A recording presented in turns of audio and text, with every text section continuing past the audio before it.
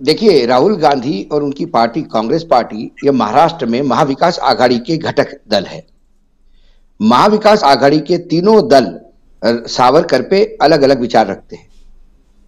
सावरकर पे यदि आप राष्ट्रवादी कांग्रेस की बात करें, शरद पवार की, तो वो नरोवा कुंजरोवा मोड़ में चले जाते हैं।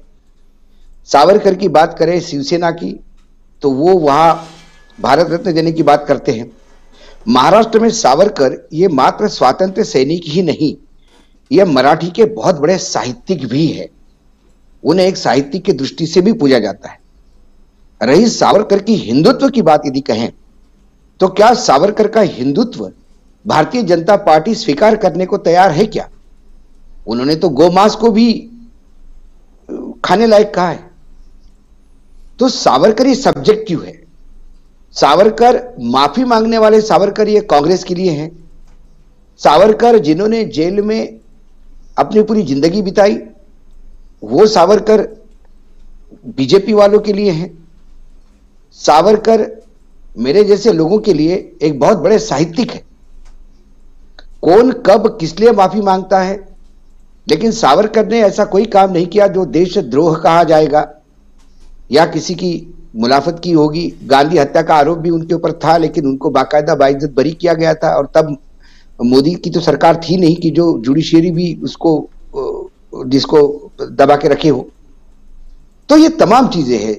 सावरकर का ये जिन्न बाहर निकालकर एक महाराष्ट्र को आंदोलित तो जरूर कर दिया है।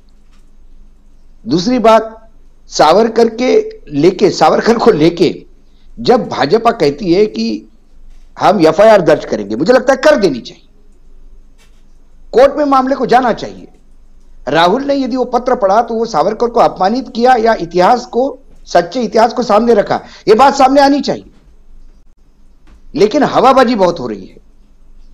अब उन्होंने सीधा सावरकर को लेके, यदि आप आशीष शेलार की प्रेस कॉन्फ्रेंस देखें, जो बीजेपी के अध्यक्ष है मुंबई के, उन्होंने अपने पूरे प्रेस कॉन्फ्रेंस में राहुल गांधी को जितना भला बुरा कहा, उससे ज्यादा भला बुरा उद्धव ठाकरे को कहा। और उससे ज्यादा पूरे टाइम ये क्रेडिट देते रहे कि संघ आजादी के लड़ाई में कैसा इन्वॉल्व था, कैसे संघ के एक टुकड़ी 26 जनवरी को प्रदर्शन में भी शामिल की गई थी एक साल। ये तमाम बातें इस पे वो जितने कंफ्यूज हो गए थे, उनको ये पता नहीं था कि वो सावरकर को डिफेंड करे, संघ की बढ़ाई करे, राहुल गांधी को गाली दे या उद्धव ठाकरे को गाली दे। उद्धव ठाकरे को वो कह रहे थे कि आपने जैसा मिट्टी खाई विपरीत विचारधारा लोगों के साथ जाके। तो मुझे ये नहीं समझ में आता, मैं तो जम्मू कश्मीर के पीडीपी की और हरियाणा के चौटाला की तो बात करता ही नहीं। इसी महाराष्ट्र में जब देवेंद्र फडणवीस पहली बार मुख्यमंत्री बने, तो पहला प्रस्ताव जो वोट ऑफ कॉन्फिडेंस था, पहला विश्वास का मत था, वो उन्होंने राष्ट्रवादी कांग्रेस के भरोसे ले लिया। दूसरी बार जब बने, तब उन्होंने राष्ट्रवादी कांग्रेस के साथ मिलकर सरकार बनाई 80 घंटे की। और तीसरी बार जब आए तो उप मुख्यमंत्री बन के आए। तो जो बार मुख्यमंत्री यदि आप राष्ट्रवादी कांग्रेस के साथ मिलकर करते हो, तब आप सत्ता का मक्खन खाते हो या मिट्टी खाते हो, यह बात उनको देखनी होगी। दरअसल हमारे यहां जितने भी नेता है, ये बात भूलते हैं कि लोगों को इतिहास याद रखता है, वो अपना इतिहास याद नहीं रखते।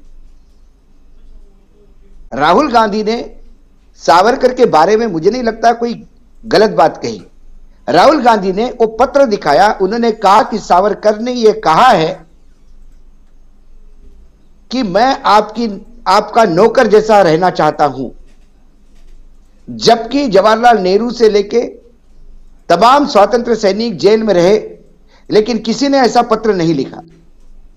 उन्होंने सावरकर को राष्ट्रद्रोही नहीं कहा, उन्होंने राष्ट्रभक्त, जो अंग्रेजों का भक्त भी नहीं कहा।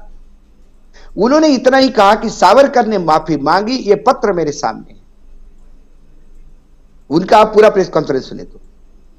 और यदि इतिहास के तथ्यों को सामने रखने से कोई अपमानित होता है, तो यह मुझे नहीं समझ में आता कि अपमानित कैसा होता है जी। तो राहुल गांधी के इससे मुझे नहीं लगता कि इस वक्तव्य से गुजरात में कोई फर्क पड़ेगा। और आपने कहा कि वो गुजरात बहुत डिमांड है जाने की, तो वो जब मध्य प्रदेश में एंट्री कर रहे हैं, मध्य प्रदेश में प्रवेश करने के बाद वो बीच में गैप लेके 3 दिन के लिए शायद गुजरात का भी दौरा है उनका, वो ऑलरेडी शेड्यूल्ड है, तो वो गुजरात जा रहे हैं। बीजेपी वालों को यदि बहुत डर लग रहा है कि वो गुजरात क्यों नहीं आ रहे, तो बीजेपी वालों को डर है, इसलिए वो बार बार कहते कि उनको डर है कि क्यों नहीं आ रहे, तो आएंगे तो क्या होगा, क्योंकि अकेले केजरीवाल ने इतना तड़का लगा दिया है कि ये रिजल्ट नतीजे कुछ भी आए। लेकिन आज राजनीति में जो लड़ाई है वो तो इतनी टाइट हो गई है, 1 लाख करोड़ के प्रोजेक्ट अनाउंस करने पड़ रहे हैं, और बड़े बड़े मंत्रियों को, जो अभी सर कह रहे थे कि जो सर ने ओपनिंग किया था उसमें कहा था कि यह लड़ाई एक तानाशाही प्रवृत्ति के खिलाफ है, वो तानाशाही प्रवृत्ति लोगों के दरवाजे पे भीख मांग रही है, वोट की घुस घुस के 1 to 1 दरवाजे, डोर टू डोर जाना पड़ रहा है। जहां 27 साल तक राम राज्य की स्थापना हुई, जिस गुजरात में, हम तो यही सोचते कि बीजेपी की सत्ता मतलब राम राज्य, तो 27 साल तक लगातार राम राज्य होने के बाद आपको तो घर बैठ के ही वोट मिलना चाहिए, आपको तो कहीं जाना ही नहीं चाहिए। यदि राम राज्य स्थापित होने के बाद मुझे नहीं लगता इस देश की जनता इतनी मूर्ख है कि आपको सत्ता से हटा देंगे, लेकिन फिर आपको जगह जगह गली गली जाना पड़ रहा है, कांग्रेस के 17 लोगों को लेके आपको टिकट देना पड़ रहा है।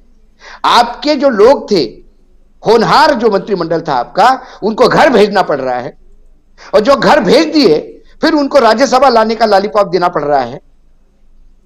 जिस येदुरप्पा को आपने किसी काम का नहीं समझा, उसे फिर पार्लियामेंट्री बोर्ड पे लाना पड़ रहा है। यह तमाम एक्सरसाइज दिखता है कि आपके पैरों के नीचे की जमीन खिसक गई।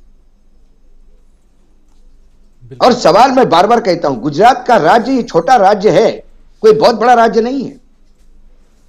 महाराष्ट्र, कर्नाटक और बाकी राज्यों की तुलना में, बंगाल, बिहार, यूपी की तुलना में छोटा राज्य है। 26 सीटें हैं लोकसभा की और 182 का हाउस है। लेकिन ये छोटा राज्य इतना बड़ा तड़का देगा, इसके नतीजे यदि ये हार जाते हैं तो 2024 का चुनाव क्या वर्तमान नेतृत्व के साथ लड़ा जाएगा, क्या नेतृत्व बदलेगा? और यदि ये 95, 94 तक आ जाते हैं तो फिर सवाल उठेगा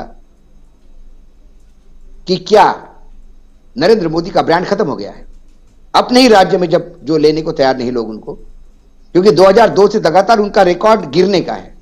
2002 से लेकर आज तक हर चुनाव में वो नीचे नीचे आ रहे हैं, और कांग्रेस जिसका कोई नेता नहीं है, सबसे भ्रष्ट पार्टी है, बिना किसी काम की पार्टी है, परिवारवाद की पार्टी है, गांधीवाद की पार्टी है, राष्ट्रद्रोही पार्टी है, देशद्रोही पार्टी है, चाइना पाकिस्तान से पैसा लेने वाली पार्टी है। तमाम लांछनों के बाद कांग्रेस हर चुनाव में अपनी सीटें बढ़ा रही है। यह फैक्ट है, यह कोई प्रोजेक्शन नहीं है, यह फैक्ट है।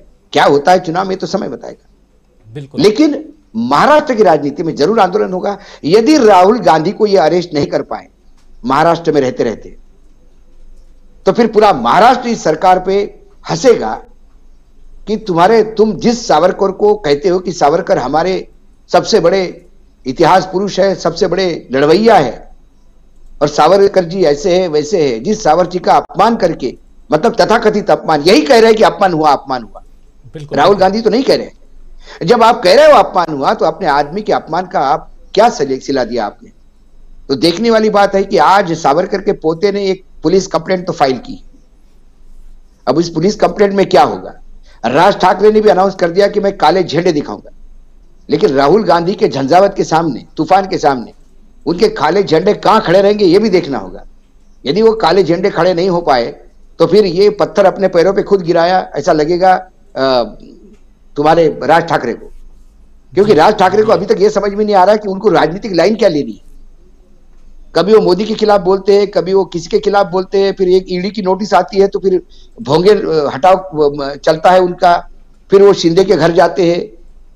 वो अभी इतने कंफ्यूज्ड है कि उनके पदाधिकारी खुद मुझे कहते हैं कि साहब आपको क्या लगता है हमारी पार्टी क्या करेगी? उनके पदाधिकारी। मैंने बोला भाई ये तो आपके नेता को भी मालूम नहीं कि उसको क्या करना है। बिल्कुल बिल्कुल।